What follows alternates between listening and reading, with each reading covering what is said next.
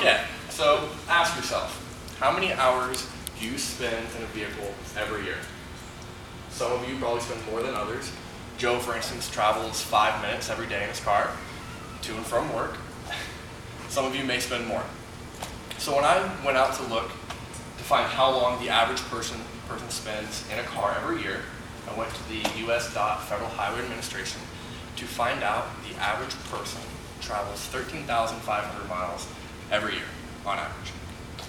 Assuming you go 60 miles an hour without ever stopping, which we know never happens, you're going to run into a stoplight, a stop sign, something, that would still take you close to 225 hours, which is 9 days.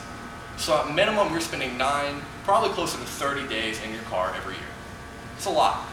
When you spend that much time in a car, you want to make sure that it's comfortable, it's safe, it's reliable, it's fun. So let's look at the Tesla Model S. This is a car that is relatively new, and it is a feat of engineering. As an engineer, we are taught to look at reliability, efficiency, cost effectiveness, a bunch of other things. So for something we spend so much time in every year, I'd like to talk to you a little bit about the cost effectiveness of the Model S, how powerful the Model S is, and how safe the Model S is. Cost effective and green. So the Tesla Model S, for those of you who don't know, is a 100% battery powered car. There's no combustion, there's no gas, nothing. Pure battery. It's a breakthrough in technology like no other. So let's compare gas cars to electric cars. Gas car, you will spend about 18.5 cents per mile. I got that from looking at the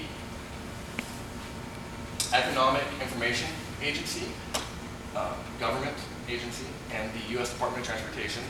When you combine those two stats, you get 18.5 cents per mile, and that's based on $25,000 a year on gas, which is a lot. I thought about it and I said, okay, I spend about $40 a week. Most of you, besides Joe again, probably spend at least that. If you drive a truck, maybe more. Economic car, probably less. 18.5 cents a mile, that's a lot. Let's look at a battery now. The Tesla uses a 70 kilowatt hour battery.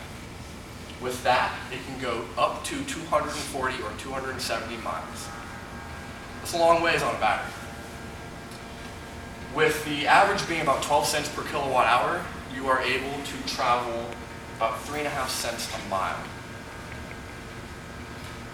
About 15 cents saved every mile you drive. So again, Joe may not be able to save that much by doing this, but for people who drive 10, 15, 20, or more miles a day, you can save a lot of money by doing that. You may be thinking, pure electric car, probably thinking exactly what I thought. How can it be fun to drive? How can it be nice? It's probably a little go-kart that goes like 30 miles an hour. It's not. According to TeslaMotors.com, there are a couple different variations of the Teslas that you can get. And the low-end model is about $57,000. A little expensive, but you're getting a lot of things with that. For a pure electric car, you're getting 328 horsepower, and it's able to go 140 miles per hour. Bet none of you thought it could go that fast on a pure battery.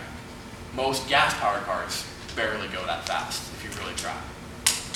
It also does 0 to 60 in 5.2 seconds. It's okay. Most cars can probably do that. Again, this is the low-end model. The high-end model, however, costs you a little more, $128,000. Okay. But it does 0 to 60 in 2.8 seconds with 259 front horsepower and 503 rear horsepower. It has two motors, one in the back, one in the front. And it can go 155 miles an hour. So you're probably thinking, okay, $128,000, whatever, no big deal. Look at that bottom one, 0 to 60 in 2.8. A Lamborghini and a Ferrari, each $1 million cars, do it in 2.4 seconds. So this car for $128,000, purely electric, only batteries, no combustion, no gas, is doing it in just 0.4 seconds slower than some of the fastest cars in the world.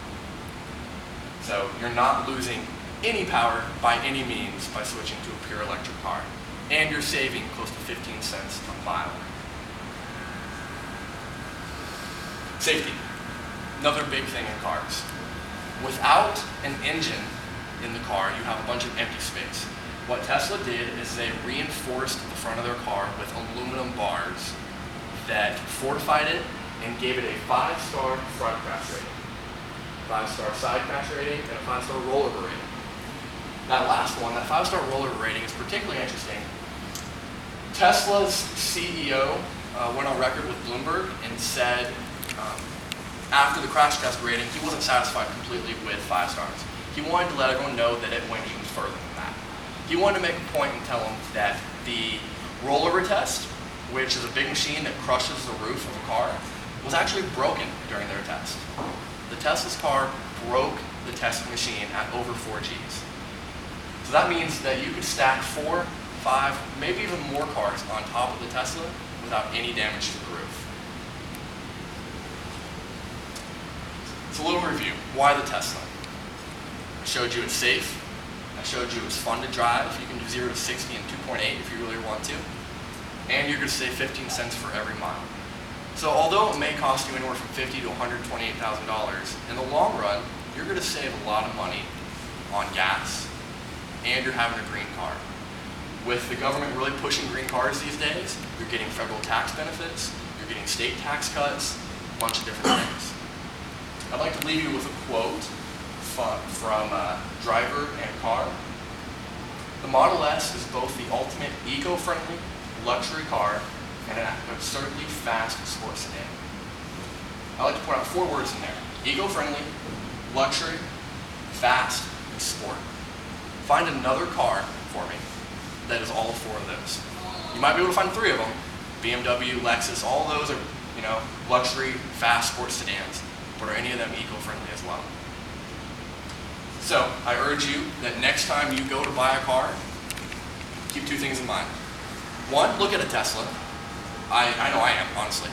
And then secondly, look at the engineering behind the car. Make sure you look at that. Thank you.